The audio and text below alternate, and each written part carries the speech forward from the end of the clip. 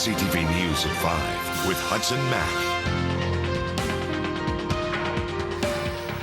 Good evening. Thank you for being here. We begin tonight on Discovery Island off Oak Bay, where there is a mystery lurking. There's an animal of some kind roaming the island, first reported by campers in May. A strange dog of some kind, perhaps making its home on the uninhabited island that is half park and half First Nations reserve.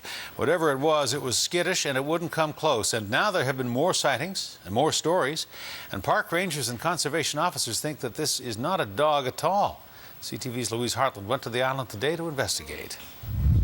2 short kilometers off the shores of Oak Bay, BC park rangers and a conservation officer are making an unusual trip. We started receiving reports about mid-May, and it was believed at that time that it was a dog, perhaps abandoned on the island. Grainy photos such as this began surfacing, showing a dog-like figure roaming near the shoreline. So I saw him, I just got a peek of his head over top of this rock here, and then he went bounding off. Oh, yeah.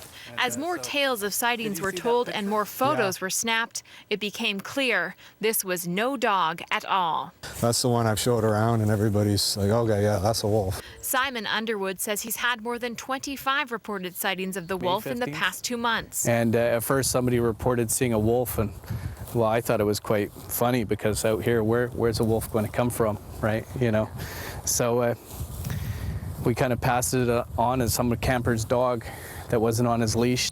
I was pretty surprised because I've never heard of a wolf being over here on an island this close to Victoria. Conservation officer Peter Powells believes it swam here. From where, he doesn't know. And as time passes, more evidence points to this being a coastal wolf. Yeah, this appears to be scat it's probably from the wolf. There's little bits of hair in it that we're trying to identify here.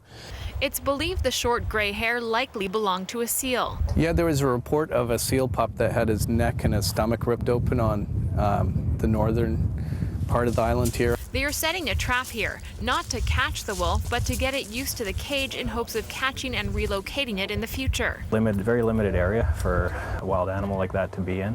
There's limited food supply. There's ample opportunities for human contact that could lead to habituation of that animal.